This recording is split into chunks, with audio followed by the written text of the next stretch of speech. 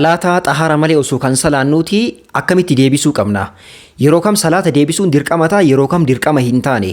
Viidiyoo kana keessatti waan kana ilaala. Wanti kun baay'ee tokko isin barbaachisa. Ibaadaa keessaniif sirriitti qabadhaa. Guyyaa tokkoof isin fayyada. Nama birootiifis dabarsa. Mee khayrii tana iddoo marana hageenyu. Jalqaba waan kana iddoo lamatti qoodneetiin ilaaluu qabna. Sirriitti qabadhaa wanta kana. Tokkoffaa hadasa yookaan wuduu'a malee namni tokko salaatu hadasni osoo ka irraa argamu ta'ee erga hadasni irraa argame namni tokko osoo akkasii salaatuuti salaata isaa maal gochuu qaba? Hadasa jechuun wantoonni waste productii ta'an yookaan xuraa'aaleen garaagaraa namarraa bahuudha. Fakkeenyaaf fincaan ta'ee, sagaraa ta'ee, dhuufuu ta'ee, maniyyii ta'ee, waddii ta'ee, mazyii ta'ee wantoonni kunniin yoo kan namarraa argaman ta'e namni tokko wanti kun irraa argamee osoo hin qulqulleeffatin qaama osoo hin dhiqatin yookaan osoo wuduu'a hin godhin osoo kan salaatu ta'e salaata isaa guutuun guutuutti deebisuu qaba. Sirriitti qabadhaa. Tokkoffaan isa kana. Lammaffaa najisa wantoonni jedhaman osoo iddoo sadii ka tuquuti.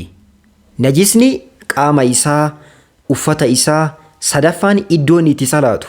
Osoo najisni iddoolee sadan kanniin kan tuqu ta'ee salaata isaa maal gochuu qaba? Dhimmi kuni ka duraatiin adda. Kana amma sirriitti haa qabannu. Tokkoffaa dagateetiin yoo kan salaatu ta'e salaan isaa sirriidha.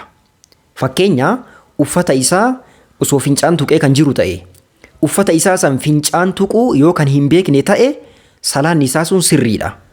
Garuu jidduu keessa osoo kan yaadatu ta'e fakkeenya uffata isaa kana fincaan tuqe jechaa yookaan sagaraan tuqe jechaa osoo kan yaadatu ta'e maal godhaa? Jidduudhaan uffata isaa kana ofirraa baasee uffata biraatiin jijjiiratee akkasitti salaata.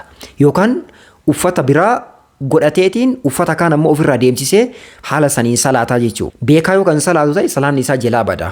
Haala kanaan adda baafadhaa, qabadhaa, waan sirriitti hubatuu qabdanidha. Barnoota salaataa galmooftanii baratuudhaaf lakkoofsa kanaan teelegiraamii irratti na dubbisaatiin inshaallah Google Meetiidhaan ni barattanii namni baratuudhaaf fedha qabdan kan daataa intarneetiidhaa mijataa qabdan koottaatiin galmaahaa baradhaa. Assalaamu alaikum wa rahmatullahi wa barakaatuh.